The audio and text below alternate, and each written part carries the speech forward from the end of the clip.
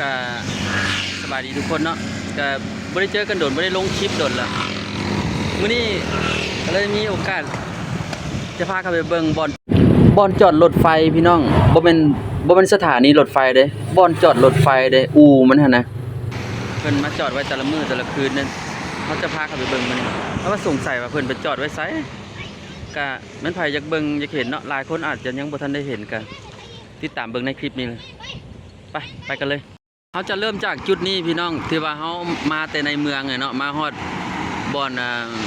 ถนน450 ปีแล้วก็จะมีป้าย CSC ใหญ่ๆแล้วก็เขาก็เลี้ยวซ้ายเข้ามาเนาะเลี้ยวซ้ายเข้ามาแล้วก็เขาจะตรงไปสถานีรถไฟลาวจีนนครหลวงเวียงจันทน์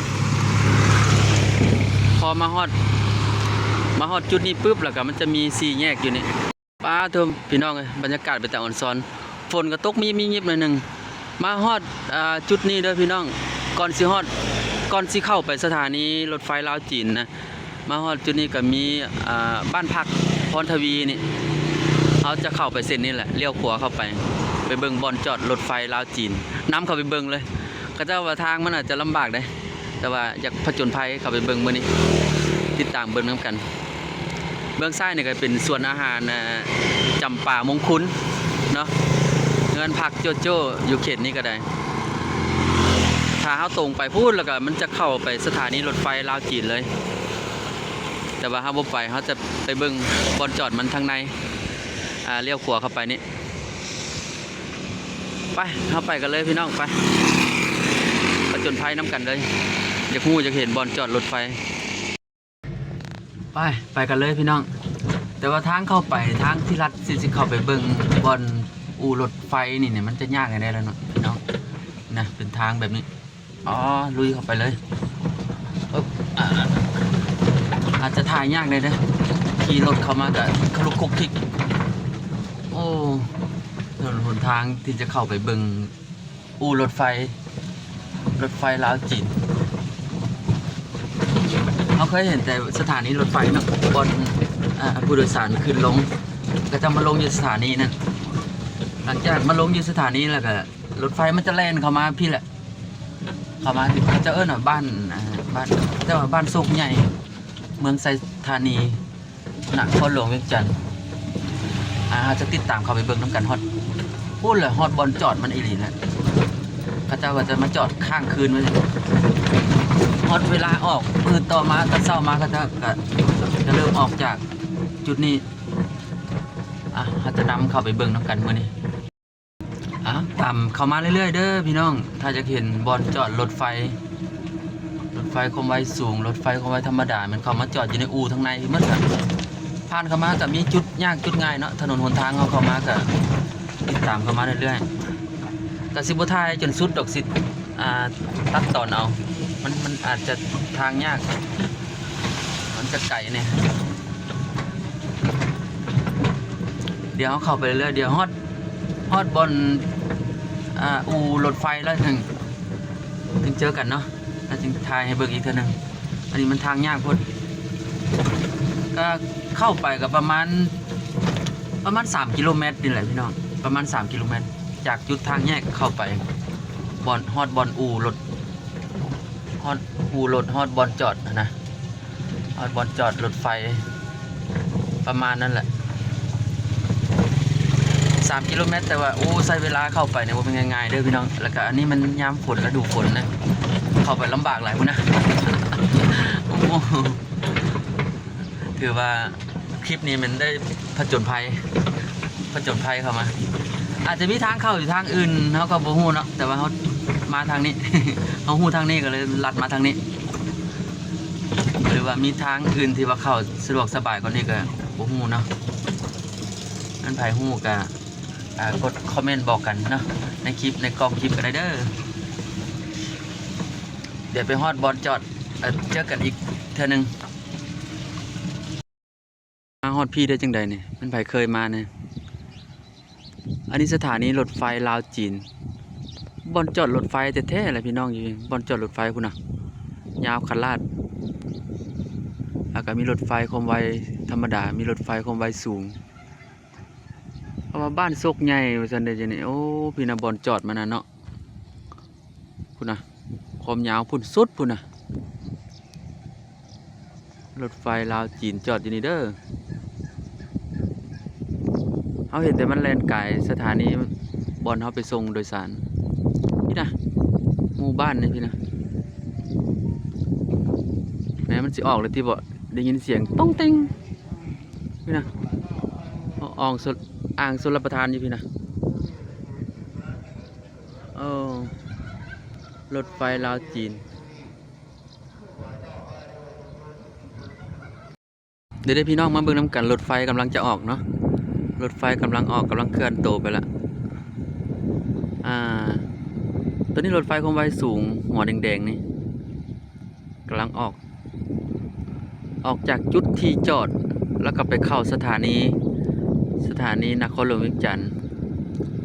แล้วก็เดินทางมุ่งหน้าสู่ทางภาคเหนือ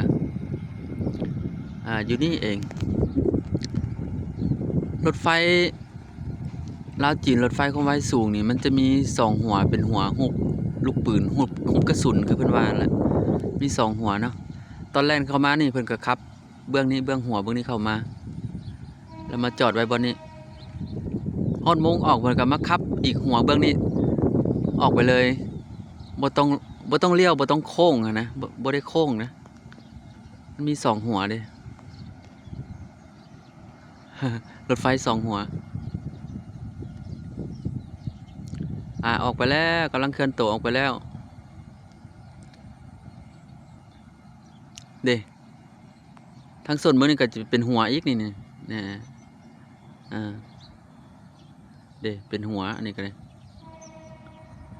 ตอนเข้ามาก็ขับหัวเบื้องนี้ตอนออกไปก็จะขับอยู่หัวเบื้องนั้นออกไปเลยเนาะ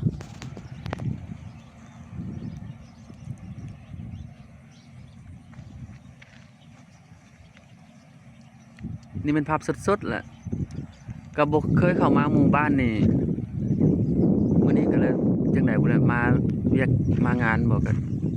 ได้เข้ามาเนี่ยก็เลยมาเห็นว่ารถไฟที่จริงรถไฟเขาจะจอดอยู่นี่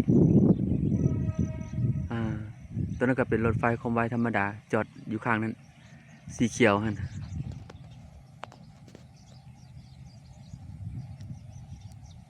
ก็ได้เห็นได้หู้น้ำกันแล้วเมื่อนี้สถานที่บอลเพิ่นจอดรถไฟเขาไปสถานีก็จะเห็นแต่บอลที่ว่าเพิ่นมาเข้าแลนเข้ามาสถานีมาจอดอยู่สถานีหันบอลผู้โดยสารขึ้นลงแต่มื้อนี้เขาได้มาเห็นบอลจอดตัวจริงบอลสร้างบอลมันน่ะรถไฟมันอยู่จุดนี้บ้านโศกใหญ่มีดินจัดสรรเขตนี้ก็จะกำลังมาปลูกบ้านเฮือนอยู่เขตนี้เนาะอันนี้ก็เป็นทงนาทงข้าวของประชาชนเริ่มเกี่ยวเลยนั่นนะเริ่มเกี่ยวข้าวแล้ว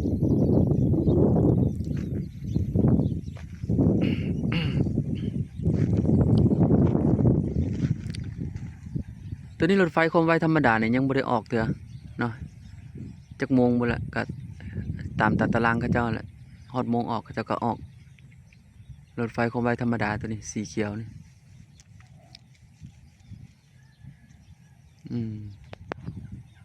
ตัวรถไฟความไวธรรมดานี่ก็มี2หัวคือกันมี2หัวลาก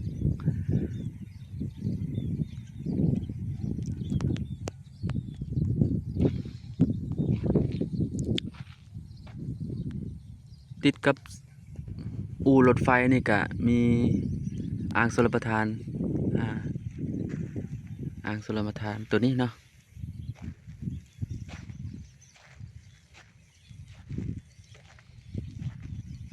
แต่ว่าทางเข้ามาหมู่บ้านนี่ลำบากหลายเด้อพี่น้อง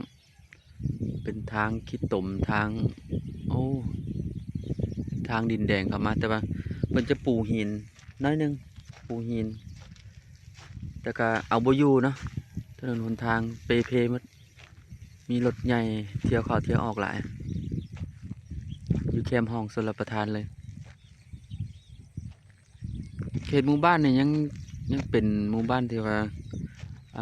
เขตคือว่าเป็นบ้านนอกอยู่นะเบิ่งตามเบิ่งเนาะคือชนบทนี่ทงไห้ทงนาทงข้าวประชาชน เบิ่งห่วงคือว่ายังเขียวอยู่เขาเจ้าคือเกี่ยวไว้แท้คือยังบ่เหลืองปานใดแต่ว่าเกี่ยวละอ้าวก็ประมาณนี้แหละพี่น้องเอ้ยพามาเบิ่งมาชมบ่อนจอดรถไฟลาวจีนบ่อนจอดอู่จอดแท้ๆ